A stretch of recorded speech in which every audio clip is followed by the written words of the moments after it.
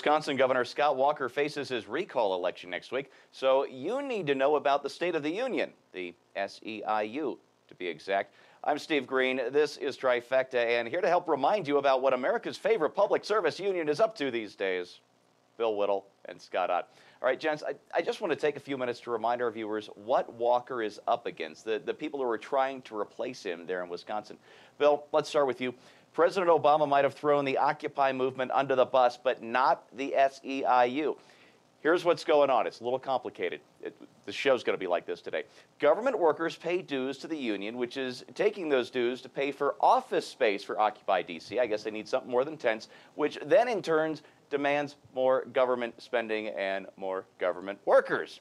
Why don't we have anything like this on the right, Bill? Because we have a character and a soul. That'd be my initial observation. Because we understand that the history of America is that it was the one place where people from all around the world who had ambition and drive and talent and courage self-selected to come to in order so they could succeed. That this was supposed to be the one place in the world where people had an opportunity and not a guarantee. And we are up against this socializing, class warfare kind of thing that resulted in the death of 30 million people in the Soviet Union with the starvation of the kulaks, probably another 50 million in China. And I know this, I say this a lot, and I know this makes people like Chrissy Matthews and everybody else and Rachel Maddow get very, very upset. But let me tell you something. If you listen to what Lenin said about the kulaks just before his buddy Stalin killed 30 million of them, you find they say things like parasites and vampires who drained the wealth out of the system and didn't give anything back and didn't pay their fair share. So forgive me if I'm a little bit on fire about this whole class warfare thing that this president is about to unleash on the American people, and it's going to blow up in his face. Well, it may be already. We can hope. Scott, an SEIU organization is running attack ads against the high pay received by some hospital executives based on the profits that they're able to earn. Now, the guy in charge of SEIU's health division is Kirk Adams. His wife is Cecile Richards, the CEO of Planned Parenthood, and she was paid $340,000 last year. But I guess that's okay because it's a nonprofit, right? That's just a striking coincidence that the far-left Planned Parenthood is in bed with the far-left SEIU. It's like, you know, if I didn't know that it was just a sheer coincidence, I might think something else, that there was some sort of coordination involved there. I mean, what do they have? Like, do they have dances where they get all the people on the far left together and have matchmakers run around and pair them up? Yeah, it rings a little hollow when you see the salaries that some of these union bosses make, and then they start complaining about what people in the private sector, who have to put everything at risk in order to make those kinds of incomes, are earning by the sheer dint of their will and hard work. And these guys in the public sector and in the unions have nothing at risk, and all they're doing is sucking from the government teat and drawing that all into their own fat salaries. And I am about as mad as Bill is about this. Just as a small, quick aside, Hawkins dance from hell.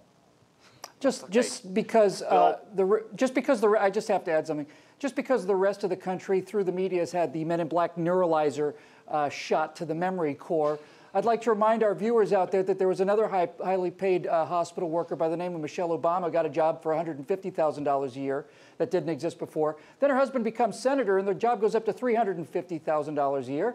And then after some sort of malfeasance, she doesn't do the job anymore, and she leaves, and the job is eliminated. This is an utter coincidence, just like everything else. I've said it before, I'll say it again. We've been had. We're still being had. You know, Bill, the left likes to talk about the revolving door between Capitol Hill and K Street. And you know what? I think they've got a point on that one. But what they don't like to talk about is the revolving door between the White House and big labor. A few months ago, President Obama appointed SEIU attorney Craig Becker to the National Labor Relations Board. Well, it was a recess appointment, actually, because he was too radical to get approved by Harry Reid's Senate. But now he's leaving and going back to the afl-cio with a nice promotion and a raise. How do you suppose he might have earned that, Bill? Well, gee, it's another mystery, isn't it, Steve? But let me just say one thing, because I think we need to keep this in perspective. This stuff that we're talking about is chump change. And even the $1 billion that Barack Obama is going to spend on getting reelected, $1 billion is chump change.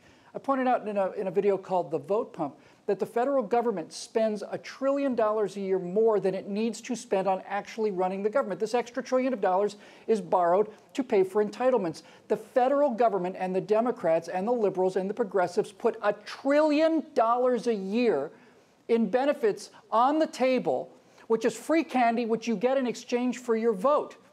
Half of the country doesn't pay taxes, and they're a vote farm, and it's $1 trillion a year boondoggle. If you use the same accounting practices, by the way, that everybody that's not the government has to use, it's $5 trillion a year that is going out there in this giant vote pump for these Democrats. So it's all going to collapse. There's no question it's going to collapse. The question is, do we build it down sanely, or do we drive it off a cliff?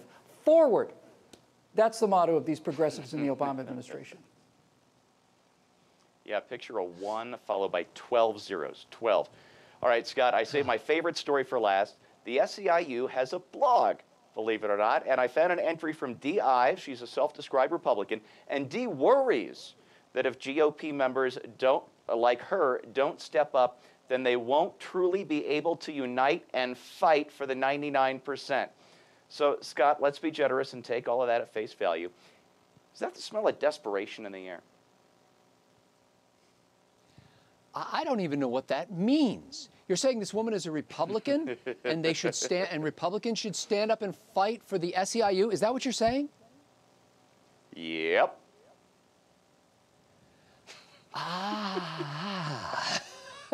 You know, I really believe that this is going to be the political issue of our time, and at some point, an adventurous court somewhere is going to say there is a patently clear conflict of interest, an overt conflict of interest between public sector unions and the politicians who adore them and who get elected because of their contributions, and they're going to strike down that ability of public sector people to organize that way against the interests of the taxpayers. That was almost a first. I almost had Scott Ott speechless. All right, folks, you know the battle just isn't in Wisconsin. It's all across the nation, and it's not just next week. It's also next November. So for your final reminder, let's go to that Caribbean workers' paradise where everyone is a member of a public sector union. Here is Mariela Castro, the daughter of Cuban dictator Raul Castro. If I was a U.S. citizen, I would vote for President Obama.